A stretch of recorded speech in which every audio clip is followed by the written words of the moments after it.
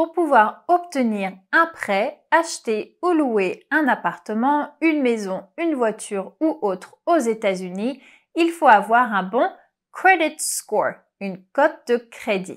Sauf que quand on est expat, il peut être difficile et assez long d'établir son credit score car il faut prouver sa capacité à payer ses factures et rembourser ses dettes. Les fiches de paye ne suffisent pas. Alors sur quoi les institutions financières se basent-elles pour calculer le credit score d'un individu? Je vous explique. Voici 5 facteurs utilisés pour le calcul du credit score, du plus au moins important. Votre historique de crédit.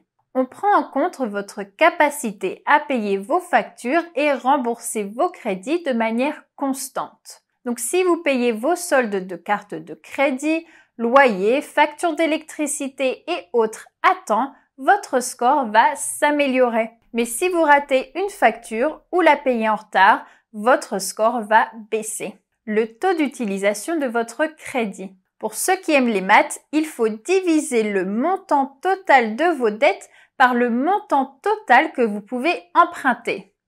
Je vous donne un exemple. Imaginons que vous avez une carte de crédit avec votre banque et votre plafond s'élève à 5 000 $, plus une carte de crédit chez Target avec un plafond à 1 000 $.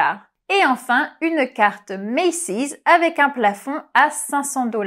Vous avez donc la capacité d'emprunter jusqu'à 6 500 $ en tout. Et en ce moment, vous avez dépensé 2 000 $ sur la carte bancaire, 500 chez Target parce qu'on sait tous qu'on remplit beaucoup trop son caddie là-bas, et 100 $ chez Macy's car vous avez craqué sur un petit pull Ralph Lauren. Vous avez donc une dette de 2 600 $. Et si vous divisez cette dette par votre plafond total de 6 500 $, vous obtenez un taux d'utilisation de 40%. L'objectif est d'avoir le taux le plus bas possible pour avoir un bon credit score. Au-delà de 30%, ça commence à faire baisser votre score. L'ancienneté de votre historique de crédit. Il faut prouver sa capacité à payer ses factures et rembourser ses crédits sur le long terme. Donc le credit score se base sur la durée et l'ancienneté de votre historique. Plus ça date, mieux c'est. Le nombre et type de crédit. C'est comme en bourse.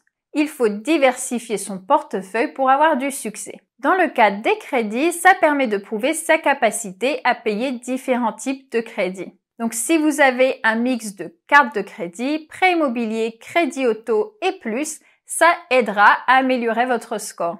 Des nouvelles demandes de crédit. Si vous avez une nouvelle carte de crédit ou si on vérifie votre credit score pour la location d'un appartement ou un crédit auto par exemple, ça compte comme une nouvelle demande de crédit. Et si vous en demandez trop d'un coup, ça peut être un mauvais signe pour les institutions financières. En revanche, une nouvelle ligne de crédit peut aider à augmenter vos plafonds et donc améliorer votre taux d'utilisation ou aider à diversifier vos comptes. Donc il suffit juste de le faire avec modération et ne pas commencer à s'endetter pour tout.